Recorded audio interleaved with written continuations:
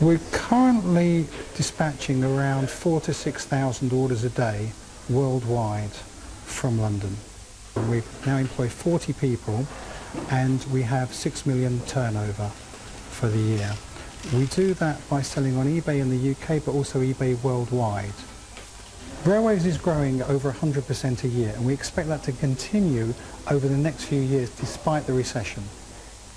Well, with me now is Angus McCarey, Retail Director for eBay UK. Good morning, Angus, to you. Now, this group of turnover millionaires, what would you say is the one thing that they've got in common, that they've got right? I think you saw actually from Brad and the Rarewaves story there that the single thing that marks these entrepreneurs out is how hard they work at the customer service that they deliver for buyers. And the exciting thing for us is how many people in Britain now are getting that right. So, as you saw, 25% more £1 million businesses this year. And I think in particular, Brad talked about the export growth that he's seeing, and we see and we believe that's a huge source of growth for small British businesses. Even this year, actually, 5 new businesses that had never sold on eBay before will make that £1 million mark, so really exciting. So now, you start off just selling bits and pieces, perhaps.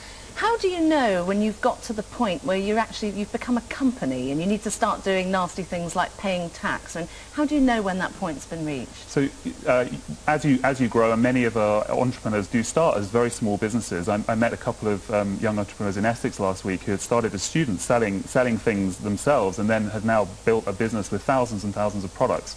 And as you go through that transition of making maybe tens of thousands of pounds of turnover, you will need to start looking at when do I need to register for VAT. eBay helps with that, but there are many other resources as well. And as you can see from the number of people who are managing it successfully, it's not too difficult. Now, there's this tie-up between eBay and PayPal. We get, here at Breakfast, we get a lot of criticism about PayPal. Sellers say they don't get their funds as quickly as they should. What do you say to that? I think the important thing, PayPal is the preferred way for buyers to pay online in the UK, and sometimes in an e-commerce transaction things can take a bit of time, the delivery could be held up, there might be a return.